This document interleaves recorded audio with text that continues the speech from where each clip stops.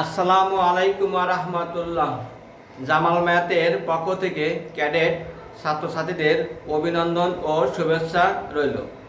আজকে যে সমস্ত অঙ্কগুলো ক্যাডেট ভর্তি পরীক্ষায় আসে সে সমস্ত অঙ্কগুলো নিয়ে আলোচনা করব এবং বাংলা মাধ্যম।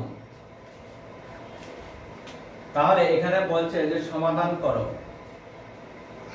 8 নম্বর বলছে x/2 + 5 = x/3 + 7। তাহলে এই সমস্ত এরকম যদি অঙ্ক থাকে তাহলে আমরা করব x আলাগুলো এক জায়গায় করব, আর মাঝখানে সমান চিহ্ন থাকলে এদিকে হবে বা লেখে কমা। তাহলে x/2 আর এখানে সমানের ডান পাশে আছে সেটা এখানে আছে x/3, এর আগে আছে প্লাস থাকলে মানে সমানের বাম পাশে আসলে কি হবে মাইনাস। তাহলে x/3 আর এখানে ইকুয়াল সমান চিহ্ন থাকবে আর 7ই থাকবে, 7 আগে প্লাস দিলে চলে না দিলে চলে।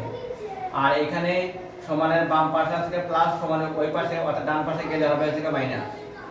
তাহলে এখানে প্লাস হবে, ওই পাশে গেলে মাইনাস হবে 5। তাহলে আমরা 2 এবং 3 লসাগু করব। 2 এবং 3 দুইটা দুই রকমের সংখ্যা আছে, তাহলে গুণ হবে। 3 এবং 2 গুণ করলে হবে যেটা 6, 3 দুগুণে 6। তাহলে লসাগু দিয়ে প্রথম গণনা হর দিয়ে ভাগ করব। তাহলে যা হবে তা আবার উপরে লবকে গুণ করব। তাহলে 3 দুগুণে 6, 3 দেওয়ার x এর গুণ করলে 3x। আবার 3 দিয়ে 6 ভাগ করলে 2, 3 দুগুণে 6, 2। তাহলে এখানে হবে 2x ইকুয়াল টু 7 থেকে 5 বিয়োগ করলে হবে 2।